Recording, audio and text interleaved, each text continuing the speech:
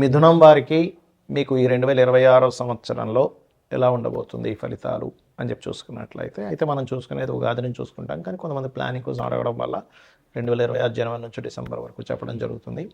Major ప్లానెట్సే తీసుకుంటాం సంవత్సర ఫలితాల్లో. అంటే జీవుడు అయినటువంటి గురువు మీకు రాశిలో ఉన్నాడు. 3వ స్థానంలో కేతువు, అదేవిధంగా దశమంలో శని, వృత్తి స్థానంలో భాగ్యంలో రాహు ఉన్నాడు. ఈ యొక్క గ్రహస్థితిని అనుసరించి మీకు ఎలా ఉండబోతుంది అని చెప్పి చూసుకున్నట్లయితే పర్టికులర్గా మీ జన్మజాతకంలో ఏదైతే కాంబినేషన్స్ ఉన్నాయో, అంటే మిథునంలో ఉండేటువంటి గురువు ఏమిస్తాడు ఇక్కడ. సర్వసాధారణంగా గురువు శుభగ్రహం అని చెప్తారు. కాబట్టి ఈ లగ్నానికి కొంత పాపి అయి ఉండి తన సప్తమ దశమ స్థానాల్లో గ్రహాలను బట్టి రిజల్ట్స్ ఇస్తూ ఉంటాడు.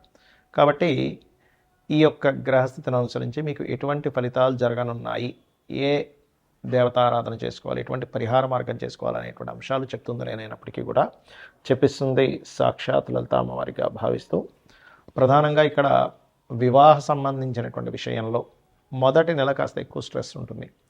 కెరియర్ విషయంలో కొత్త అవకాశాలు వస్తూ ఉంటాయి, అందులో కాస్త స్ట్రెస్ ఎక్కువగా ఉంటూ ఉంటుంది. బికాజ్ ఆఫ్ దశమంలో శని ఉన్నాడు కాబట్టి. దశమ శని ఎప్పుడు కూడా ఉద్యోగ అవకాశాలను ఇస్తాడు, అందులో ఎటువంటి సందేహం లేదు. కాబట్టి ఉన్న ప్రాంతం కాకుండా వేరే వేరే ప్రాంతాలకు వెళ్ళడం ద్వారా ఆల్ ఆఫ్ సడన్ మార్పులు ఇట్లాంటివి కూడా ఇస్తాడు. అయితే మీరు ఈ కెరియర్ విషయంలో కాస్త ఇబ్బంది తగ్గాలి అని అనుకుంటే నవగ్రహాలలో రాహువు, శని, కుజ, గురు ఈ 4 గ్రహాల దగ్గర దీపారాధన చేస్తూ ఓం మాణిక్యం ఒకటాకార జానుద్వై విరాజితాయ నమః అని చేస్తూ ఉండండి. ఫైనాన్షియల్ ఇంప్రూవ్మెంట్స్ అనేవి కాస్త జూన్ నుంచి పెరుగుతాయి. కాకపోతే మీరు దత్తాత్రేయుడి యొక్క ఆరాధన, లలితా సహస్రనామాలు నిత్యము చేస్తుండండి. ఇక 3లో ఉండేటువంటి కేతు చాలా మంచివాడు, అందులో ఎటువంటి సందేహం లేదు. కాకపోతే ఇక్కడ ఏంటంటే ఏదైనా అగ్రిమెంట్స్ ఒక వ్యక్తితో ఎవరితోనైనా సరే ఏదైనా ఒక మాట మంతి చేసేటప్పుడు చాలా కేర్గా ఉండాలి. ఈ లగ్నంలో గురువు ఉండి సప్తమ స్థానాన్ని వీక్షిస్తున్నాడు కాబట్టి మొదటి 6 నెలలు మీకు వివాహ సంబంధించిన విషయంలో చాలా అనుకూలంగా ఉంటుంది. మొదటి నెల మాత్రం జనవరి నెలలో మాత్రం కొంచెం ఎవరికైనా అప్పులు, కొంచెం జీవిత భాగస్వామితో లేకపోతే ఈ అప్పులు ఇవ్వడం ద్వారా వచ్చే పార్ట్నర్స్తో కొంత స్ట్రెస్ ఉంటుంది. అదేవిధంగా మరొక విషయం ఏంటంటే 9వ స్థానంలో రాహు ఉన్నాడు కాబట్టి పితృదేవత ఆరాధన ఎక్కువగా చేస్తూ ఉండండి. కాస్త ఆరోగ్యపరమైన విషయాల్లో కొంచెం మోకాలు నొప్పులు, కాళ్ళు కొంచెం లాగడం లాంటివి జరుగుతూ ఉంటాయి. నువ్వుల నూనెను ఎక్కువగా దానంగా ఇస్తుండండి. ఎక్కువ విష్ణు సహస్రనామాలు చేసుకోండి. మీరు ఎటువంటి అగ్రిమెంట్ చేసుకుంటున్నా సరే ఒక్కసారి గణపతిని ఆరాధించండి, అన్ని విధాలా బాగుంటుంది. మీనము వారికి కనుక చూసుకున్నట్లయితే రాశిలో ఎల్నాడు శని యొక్క ప్రభావం, 4వ స్థానంలో గురువు, 12లో కేతువు, అదేవిధంగా 12లో రాహు, 6వ స్థానంలో కేతువు. అంటే రాహుకేతువులు 6, 12 స్థానాల్లో ఆక్యుపై చేస్తున్నారు. ఈ యొక్క గ్రహస్థితిని అనుసరించి మీకు అసలు ఎటువంటి ఫలితాలు జరగనున్నాయి మీనం వారికి, మీరు ఏ విషయాల పట్ల జాగ్రత్త వహించాలి, ఏ దేవత ఆరాధన చేసుకోవాలనేటువంటి అంశాలు చెప్తుంది నేనైనప్పటికీ కూడా చెప్పిస్తుంది సాక్షాత్ లలిత అమ్మవారిగా భావిస్తూ, ప్రధానంగా ఇక్కడ రాశిలో శని ఎప్పుడైతే సంచరిస్తున్నాడో, శనిని మందుడు అంటూ ఉంటారు. అంటే స్లో మూవింగ్ ప్లానెట్, మందత్వాన్ని, బద్ధకాన్ని ఇస్తూ ఉంటాడు. దాన్ని వదిలేయగలిగితే శని యొక్క ప్రభావం మీకు ఉండదు.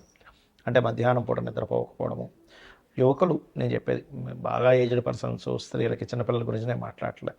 ఒక 14-15 ఏళ్ళ నుంచి ఒక 50 ఏళ్ళ మధ్యలో ఉండేటువంటి వారు దయచేసి మధ్యాహ్నం పూట నిద్రపోకండి. మేము రాసేవారు. దానివల్ల ఏనాడు శని ప్రభావం పెరుగుతుంది. శని అనగానే ఏదో అయిపోతుందని కాదు, స్లో డౌన్ అవుతుంటాయి. మనకు గొప్ప జ్ఞానాన్ని, గొప్ప ఆలోచన విధానాన్ని, మనకు కొత్త అనుభవాన్ని ఇస్తూ ఉంటాడు. ఒక టీచర్లా నేర్పిస్తూ ఉంటాడు. ఈ పాయింట్ ఆఫ్ వ్యూలో మీరు కనుక ఆలోచించినట్లయితే ఖచ్చితంగా బాగుంటుంది, అందులో ఎటువంటి సందేహం లేదు. అదేవిధంగా ధనపరమైనటువంటి విషయాలలో మీకు జూన్ నుంచి ఎక్కువ ఇంప్రూవ్మెంట్స్ కనిపిస్తాయి. ఎందుకంటే కొంచెం లగ్నంలో శని యొక్క సంచారం కూడా కొంత జరుగుతుంది. కాబట్టి ఏదైతే మీరు గతంలో అనుకున్నారో, ఒక ప్రాపర్టీ తీసుకోవాలి, ఒక ఆఫీస్ ఎస్టాబ్లిష్ చేయాలి, ఒక ఆభరణం కొనుక్కోవాలి, ఒక వస్త్రం కొనుక్కోవాలి, ఒక కారు కొనుక్కోవాలి, అటువంటి డ్రీమ్స్ కూడా ఫుల్ఫిల్ అవుతాయి. కాబట్టి అదే కొంత బర్డన్గా కూడా మారనుంది. సంతానం కోసం చేసే ప్రయత్నం ఏదైతే ఉంటుందో మీకు జూన్ తర్వాత నుంచే చాలా చక్కగా ఉంది. నిత్య జీవిత స్థానం అంటే డైలీ లైఫ్ స్థానంలో కేతు ఉన్నాడు. అది కాకుండా మీనం వారికి ఏంటంటే వాళ్ళ లైఫ్ అనేటువంటిది ఫాదర్తో ముడిపడి ఉంటుంది. అంటే తండ్రి యొక్క జీవితము, తండ్రితో ఉన్నటువంటి లైఫ్, తండ్రి వలన వీళ్ళు బాగుపడడం, తండ్రి వల్ల స్ట్రెస్ అవ్వడం అనేది వీళ్ళు ఎక్కువగా చూస్తారు. అక్కడ పూర్వజన్మ కర్మస్థానంలో కేతువు యొక్క సంచారం జరుగుతుంది. కావున కొద్దిగా ఈ యొక్క విషయాల్లో కాస్త ఆటంకాలు ఎక్కువగా అవుతూ ఉంటాయి. అదేవిధంగా మరొక విషయం ఏంటంటే ఇక్కడ గమనించినట్లయితే ఈ సప్తమ స్థానంలో ఎప్పుడైతే ఈ యొక్క సప్తమాధిపతి సప్తమ స్థానాన్ని వ్యయభావంలో కేతు ఉన్నాడు. కొంచెం డైలీ లైఫ్లో మీకు ఆటంకాలు కలగకుండా ఉండాలి అంటే నిత్యము కూడా గణపతిని ఆరాధించడము, శని కేతు రాహు గురు గ్రహాల దగ్గర దీపారాధన చేస్తూ ఉండండి. మీరు నిత్యము చేయవలసింది కూడా రాజరాజేశ్వరి అమ్మవారి ఆరాధన చేయండి. మొదటి 6 నెలలు కాస్త ఉద్యోగ అవకాశాలు కూడా బ్రహ్మాండంగా వస్తాయి. విదేశాలకు వెళ్ళడానికి 12లో ఉండేటువంటి రాహు మీకు సపోర్ట్ చేస్తున్నాడు. ఇక మీరు నిత్యము చేయవలసింది రాజరాజేశ్వరి అమ్మవారి ఆరాధన, గణపతి క్షేత్రాలకు వెళ్తూ ఉండండి. అన్ని విధాలు బాగుంటుంది. ఈ గోచార పరంగా 2026 సంవత్సరంలో ఎలా ఉంటుంది? అసలు 2025 డిసెంబర్ నుంచే మనకి కుజుడు ధనుసు రాశిలోకి మారుతున్నందుకు పర్టికులర్గా ఈ సంవత్సరంలో జరిగే ఫలితాలు కానివ్వండి, మరియు అదేవిధంగా అసలు జన్మజాతకం గోచారం కాకుండా జన్మజాతకంలో ఏం చూసుకోవాలనే విషయాలు కూడా నేను చెప్తాను. ఫస్ట్ ఆఫ్ ఆల్, ఈ శని మీనరాశిలో ఉంటూ కుజుడు కూడా ధనుసు రాశిలోకి వచ్చినందుకు 2025 డిసెంబర్ నుంచే కొంత ప్రకృతి వైపరీత్యాలు కావచ్చు, అగ్ని సంబంధించినటువంటి ప్రమాదాలు కావచ్చు, అదేవిధంగా ఇంత మనం ఆల్రెడీ ఒక 15-20 రోజుల క్రితమే చెప్పాం ఏంటంటే ఫ్లైట్ రిలేటెడ్ సంబంధించిన విషయాలు ఇబ్బంది వస్తుందని. అది యాజ్ ఇట్ ఈజ్ అలాగే జరిగింది మనం చూసుకున్నట్లయితే. అదేవిధంగా ఇక్కడ ఏంటంటే ఒకటే, కొంచెం హెచ్ఐవి లాంటివి పెరుగుతాయి కాబట్టి యువకులు కాస్త తొందరపడి అటువంటి ఇవి చేసేటప్పుడు కాస్త జాగ్రత్తగా సేఫ్టీ అది వాడాలి. అదేవిధంగా మరొక విషయం ఏంటంటే ఇక్కడ కమ్యూనికేషన్ రంగాలు అండ్ సాఫ్ట్వేర్ రిలేటెడ్ సంబంధించిన క్రాష్ అవ్వడము, లేకపోతే షేర్ మార్కెట్ క్రిప్టో కరెన్సీ లాంటివి క్రాష్ అవ్వడం, మనం సరదాగా ఏదైనా మాట్లాడినా కూడా అది కొంచెం వైరల్ అవ్వడము, ప్రతి చిన్న విషయాన్ని కొన్ని ఇప్పుడు ఇవన్నీ మనం చూస్తూ ఉంటాం, యూట్యూబ్ కానీ ప్రెస్ కానీ అలాంటివి కొంచెం వైరల్ చేయడం అనేటువంటివి చూపిస్తున్నాయి. ఆ వైరల్ అవడం వల్ల కొంతమంది దానికి అంటే కొంత మనస్తాపం చెంది వాళ్ళు కొన్నిటికి గురవడం, అంటే కొంతమంది ఇలా చేస్తారా నన్ను, బ్యాడ్ చేస్తారా నన్ను అనేటువంటి దాంతో కొంతమంది ప్రాణాలు కోల్పోవడం కూడా ఉంటుంది. సో అందుకని మీరు ఏం చేస్తారంటే నిత్యము కూడా ఏదైనా ఆలయానికి వెళ్ళడము, చండీ పారాయణం చేయించుకోవడము, ఓం దుమ్ దుర్గాయ నమః, ఓం చండికాదేవి అయి నమః అని నామస్మరణ చేయడం చేస్తూ ఉండండి. ఇక జన్మజాతకంలో ఏం చూడాలనేటువంటి చాలామందికి తెలియదు. కేవలం ఇది ఏలినాడు శని, కాలసర్పదోషం ఉంది, సర్పదోషం ఉంది, ఇవే చూస్తుంటారు. అలా కాదు. ఫస్ట్ ఆఫ్ ఆల్ ఏంటంటే జన్మజాతకంలో మన పర్సనల్ చార్ట్లో అసలు ఏం చూసుకోవాలి. ఎవరికైనా వాళ్ళు ఎదగలేకపోతున్నారు లైఫ్లో, ఎప్పుడు ఏదో ఒక ఆటంకం వస్తుంది అంటే వాళ్ళ పర్సనల్ చార్ట్స్లో ఇట్స్ వెరీ క్లియర్. వాళ్ళకి ఏంటంటే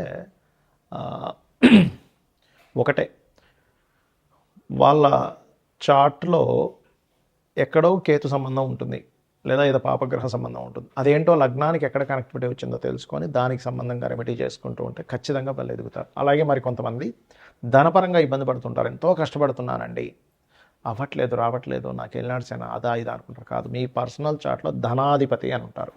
ఆ ధనాధిపతి ఎలా ఉన్నాడు అనేటువంటి చూసుకోవాలి.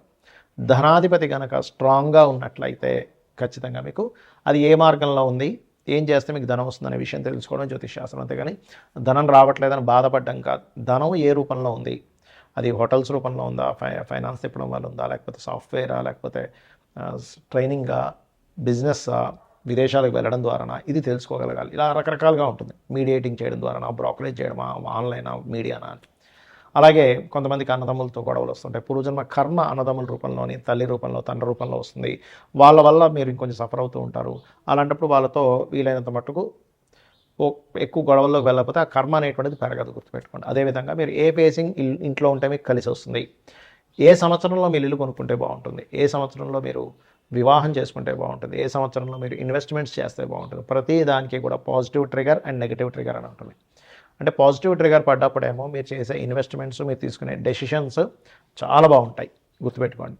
అంటే చాలా బాగా కలిసి వస్తుంది. నెగిటివ్ ట్రిగర్ అయ్యేటప్పుడు మీరు చేసే ఇన్వెస్ట్మెంట్స్ కానీ, ఆలోచన కానీ, ప్లానింగ్ కానీ అవన్నీ కూడా తిప్పి కొడతాయి. అరే వేస్ట్ అయిపోయింది అంటూ ఉంటాం, డెడ్ ఇన్వెస్ట్మెంట్ అయిపోయింది, డబ్బులు కట్టే అంటూ ఉంటాం. అటువంటివి జరుగుతూ ఉంటాయి, గుర్తుపెట్టుకోండి.